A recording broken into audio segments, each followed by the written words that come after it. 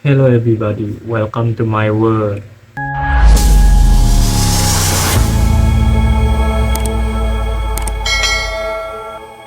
Sebagai manusia kita juga pasti pernah mengalami masalah sampai masalah itu membuat kita jatuh bahkan mungkin hingga titik terendah. So di video kali ini gue akan berbagi pengalaman pribadi gue di mana tahun 2018 gue didiagnosa mengalami retinal detachment, dan itu merupakan suatu hantaman yang keras di dalam hidup gue. So gue ngerasa seperti tiba-tiba dunia runtuh karena ya retinal detachment ini adalah suatu hal yang sangat memukul gue di usia gue yang saat itu masih ya 20 tahun. Gue sudah harus memikul beban dan menerima kenyataan bahwa gue merupakan seorang penyandang disabilitas, dan itu nggak mudah tentunya dan membuat gue terpuruk hingga hampir putus asa. Oke, sebelum masuk ke videonya, gue pengen sharing dulu mengenai retinal detachment ini atau ablasi retina. Jadi retinal detachment atau ablasi retina ini adalah sebuah gangguan penglihatan yang diakibatkan oleh beberapa sebab, yaitu misalnya iritasi, kemudian juga ada cedera mata dan bentuk kelainan mata seperti miopia atau rabun jauh, dan juga nekrosis retina atau penipisan retina. Nah, ini semua bisa menyebabkan retinal detachment atau terjadinya ablasi retina atau terlepasnya retina dari jaringan penyokong di dalam mata.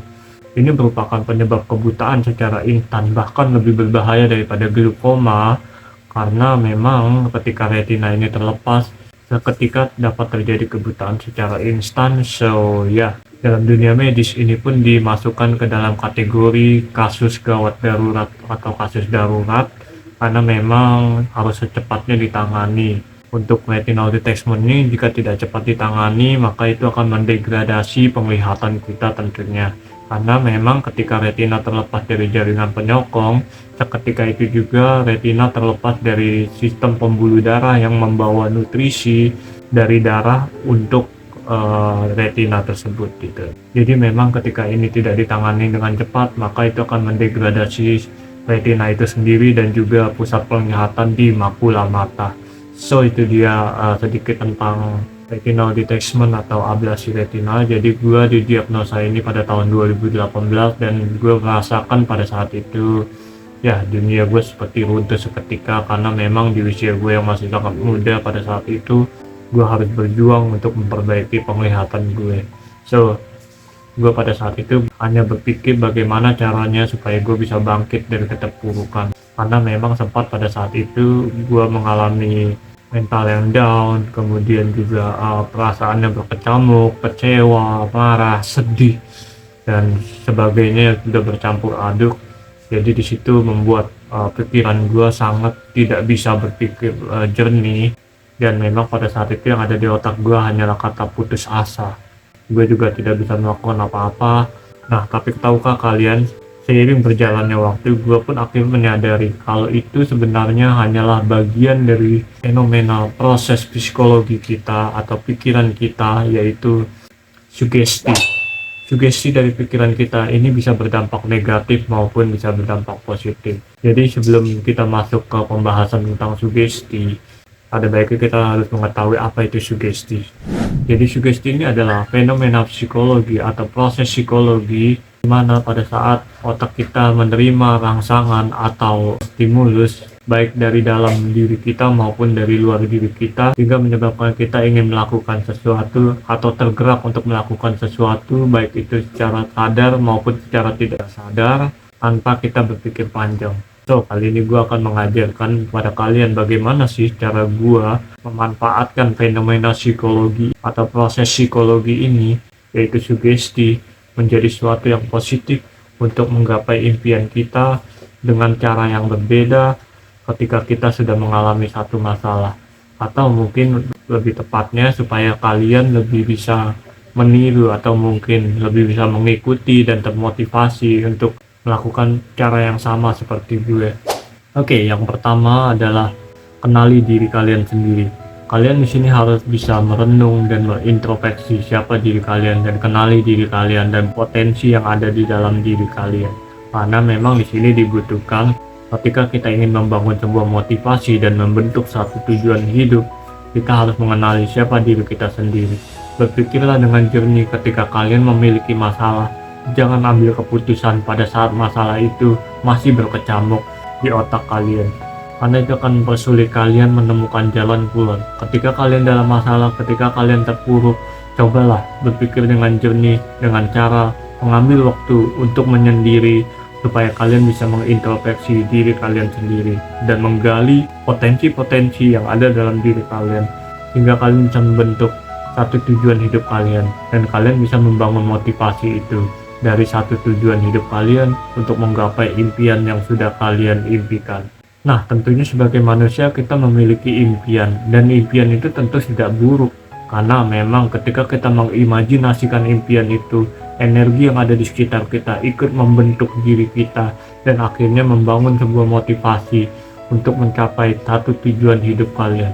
Dan disinilah pentingnya kalian harus mengenali diri kalian sendiri dan menggali potensi yang ada di dalam diri kalian. Manfaatkan potensi itu dengan baik supaya kalian bisa bangkit dan keluar dari keterpurukan.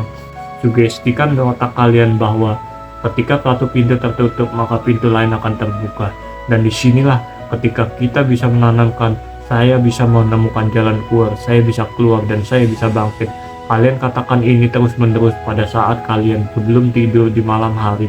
Kalian harus menanamkan hal ini secara terus-menerus setiap hari, supaya otak kalian bisa mensugesti diri kalian dan akhirnya menggerakkan kalian untuk terus berpikir dan mencari jalan keluar. Tapi ingat, sebelumnya kalian memang harus mengenali diri kalian sendiri dulu, sebelum akhirnya secara otomatis dan alamiah otak kita akan mengingat kata-kata yang sudah kalian tanamkan, dan akhirnya kalian bisa berpikir jernih untuk mencari jalan keluar dan mencari solusi dari permasalahan yang kadang kalian hadapi. Dan setelah kalian menggali potensi diri kalian, jadikanlah potensi itu sebagai jalan keluar, dan akhirnya kalian bisa merangkak secara perlahan. Nah, dalam kasus ini memang tidak mudah dan kalian membutuhkan kesabaran yang ekstra, dan kalian sangat membutuhkan pikiran yang jernih supaya kalian bisa menentukan ke arah tujuan hidup kalian. Gua akan berikan contoh. Ketika kalian ingin membangun sebuah motivasi, kalian tentukan tujuan hidup kalian untuk mencapai impian yang kalian inginkan. Misalkan kalian memiliki impian untuk tidak lagi bekerja di usia 40 tahun dan kalian hanya menikmati hasilnya, biarkan uang itu bekerja untuk kalian. Dan tujuan hidup kalian adalah agar bisa menikmati hidup ketika usia kita sudah beranjak 40 tahun. Dan disitulah kalian akhirnya memiliki motivasi bagaimana caranya untuk mencapai target, dan kalian menemukan bagaimana caranya untuk mencapai setiap target yang sudah kalian tulis dan sudah kalian rencanakan itu. Dan disinilah kalian harus membutuhkan perencanaan yang matang supaya kalian bisa mencapai target satu demi satu dengan tepat dan cepat. Nah, di dalam kalian merencanakan ini, kalian harus mempertimbangkan segala resiko yang bisa kalian ambil, atau setidaknya yang mampu kalian atasi. Ingat, setiap pilihan pasti selalu ada resiko. Nah, belajar dari pengalaman orang lain merupakan hal terbaik, karena setidaknya kita bisa mencegah kegagalan yang terjadi pada orang lain terulang terjadi kepada kita sendiri. Dan disitulah kita bisa belajar untuk menganalisa problematika yang akan kalian hadapi sebelum kalian sampai di sana. Rencanakan itu dengan matang dan biarkan motivasi itu bekerja untuk diri kalian, sehingga pikiran di dalam otak kalian terus-terusan mensugesti kita untuk melakukan hal yang sudah kita rencanakan dan fokus kepada satu tujuan yang sama. Dan ketika kalian sudah berhasil membangun motivasi, tentunya kalian membutuhkan komitmen untuk bisa konsisten menjalani setiap langkah yang kalian butuhkan untuk mencapai setiap target yang sudah kalian rencanakan demi satu tujuan hidup kalian. Nah, disinilah pada akhirnya kita bisa memanfaatkan sugesti ini sebagai satu hal yang positif, sebagai pedang untuk bertempur dan mewujudkan impian yang sudah kita impikan. Jadi memang sugesti ini adalah satu hal yang paling ampuh, karena dengan sugesti ini pikiran kita terus-terusan berfokus pada satu hal yang kita sudah tanamkan sebelumnya di dalam otak kita. Jadi manfaatkan fenomena ini supaya kalian bisa mewujudkan impian kalian. Selamat mencoba dan terus berjuang, tetap semangat. Selama itu tidak merugikan orang lain, kalian pasti bisa. Jangan lupa teman-teman, ketika kita ingin mencapai tujuan, ketika kita ingin mewujudkan impian kita, harus ada yang kita korbankan, yaitu waktu dan juga tenaga. Jadi persiapkan waktu kalian dan jangan sia-siakan waktu kalian. Ingat, semakin cepat kalian memulai, semakin kalian tidak membuang-buang waktu, karena time is money dan itu tetap berlaku. Dan juga siapkan tenaga kalian dan jangan pernah sekali-sekali ada kata lelah di dalam pikiran kalian, supaya kita bisa terus berusaha dan terus fokus dalam mewujudkan impian kita. Karena memang mengorbankan tenaga kita demi masa depan kita merupakan sesuatu yang sangat baik. Dan ingat satu hal ini teman-teman, lebih baik kalian lelah di usia muda dan kalian berusaha memanfaatkan waktu sebaik-baiknya di usia kalian yang masih muda daripada di usia tua yang harusnya kalian sudah menuai apa yang kalian tabur.